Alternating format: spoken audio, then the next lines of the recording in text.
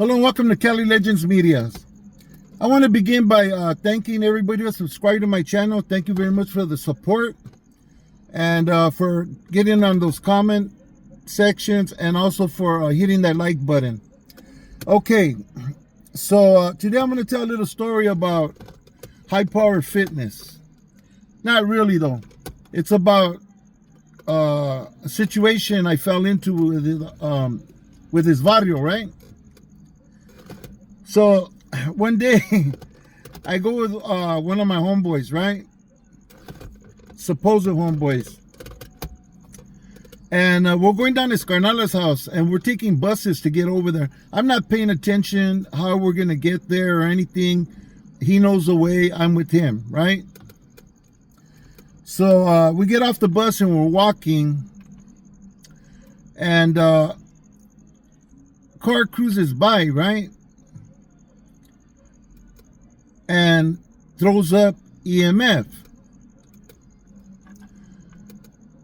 So, of course, you know, I threw up my barrio.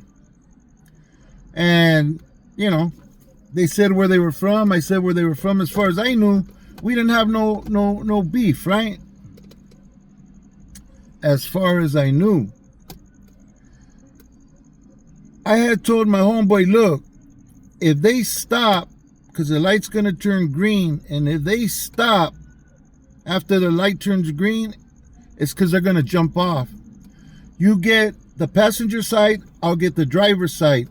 We got to get to the car quickly and get down with them while they're trying to get off the car. Otherwise, if they all get off, they're going to smash us, right? He's like, yeah, homie, yeah, that's right. Shit. They stopped, homie. They pulled over to the slow lane, stopped. I ran over to the driver's side. Door pops open. I close it on his leg, and I'm throwing punches into the car, right? Dude starts trying to get off the back door. Go over to the back door. I'm holding it. I'm hitting it. The guy in the front door's getting off. I'm holding the door and hitting, doing my best, right? But when I glanced up, I see the dudes on the other side getting off the car. And I look around, and this vato that I was going with him to his sister's pad was nowhere around. I don't know where he went so fast, but he disappeared. Well, as they're getting off the car, I could see their hands, and they have a screwdriver and a buck knife. Okay, I don't know if the other two had fierros or what, but one had a screwdriver, one had a buck knife, and they're already coming around the other side of the car to the back and through the front of the car. So they're gonna get me from both sides, right? So I brake, right? I start running down the street. I don't know if they left their car there or one guy stood to move the car around, but I'm running down the street and I could hear their feet behind me. Whoever came after me, I could hear their feet hitting the pavement, right? And I don't know how far I ran, but I had to do something because they're gonna run me down, right? So I pull in this empty lot and I'm gonna jump one way or the other, to the right or to the left, but I can't. The fences are too high. One of them has some barbed wire and some razor wire. So the only way I can go is straight. But if I go straight, it's all brick wall.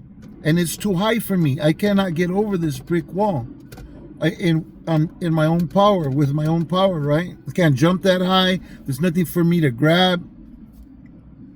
But I could hear these vatos. They're close. You know, them steps are loud.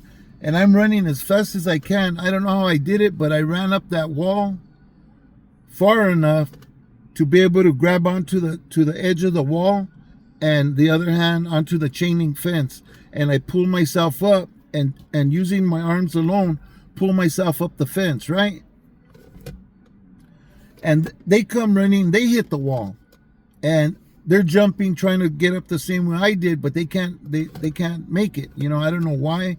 I think I was so in fear of losing my life. and there was so many of them that I knew if they got their hands on me, they were gonna tear me in half, right? So I was able to get over the wall and the rest of chain link fence and flip over and climb down to the bottom of the wall, right?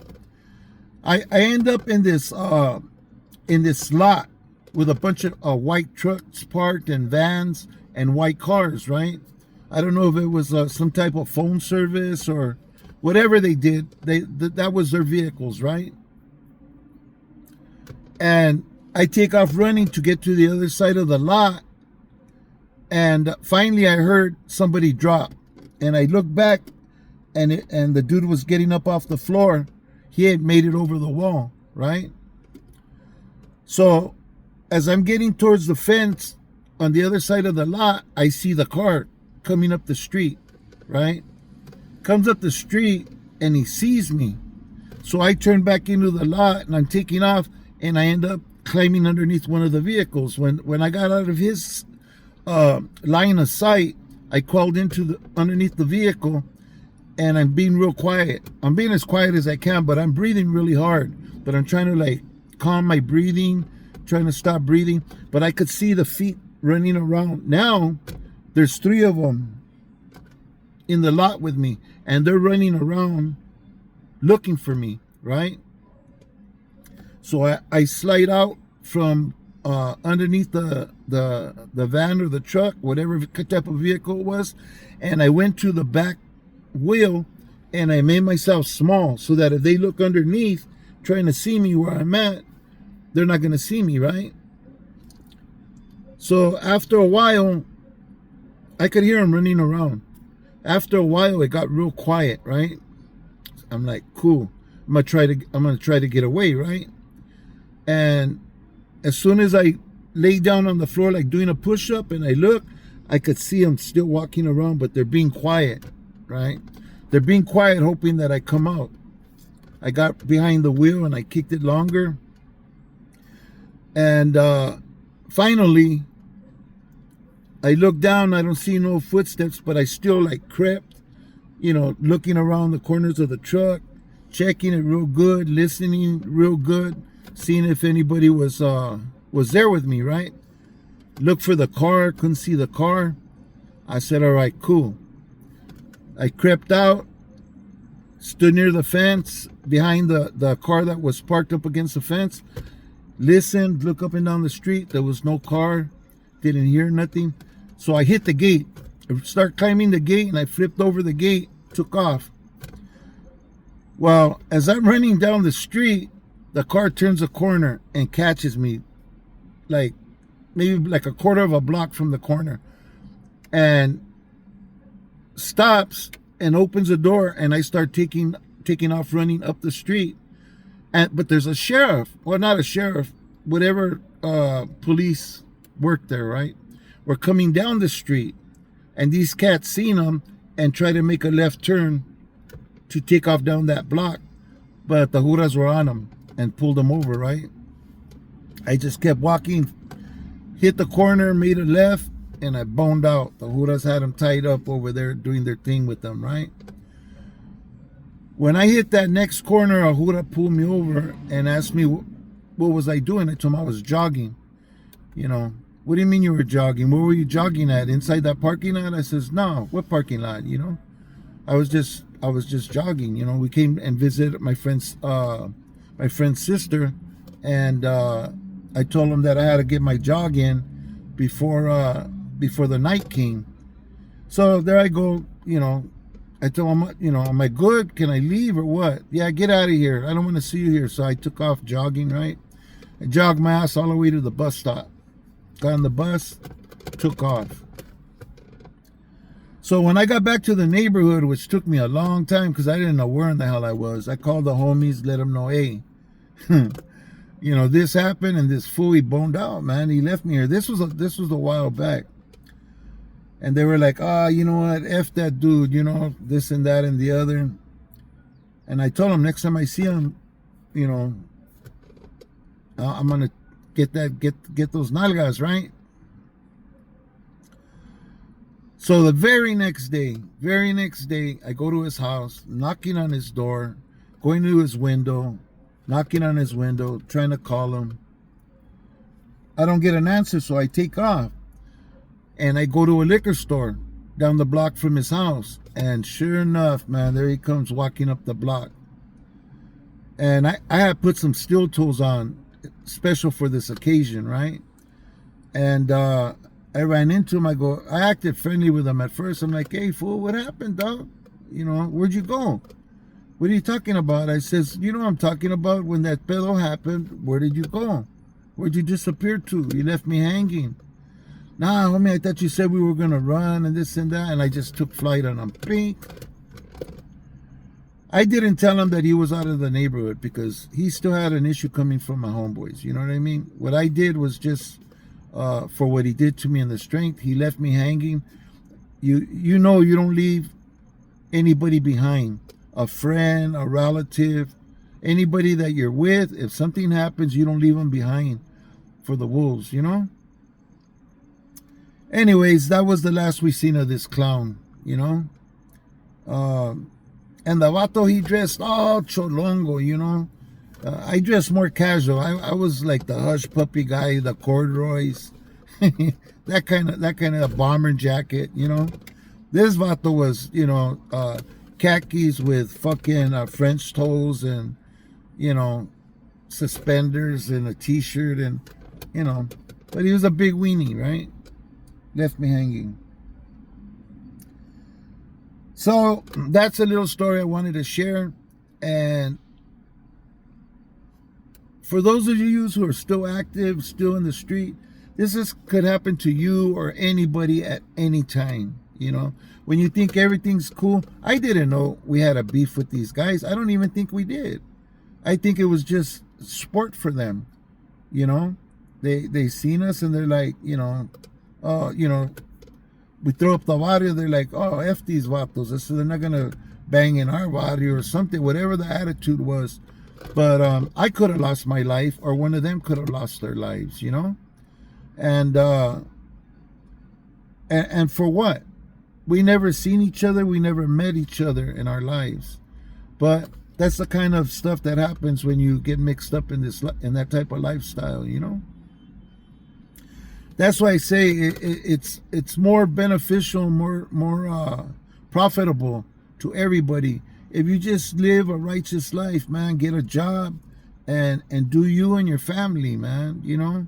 Do you and your children. And grow and leave some type of legacy behind, you know.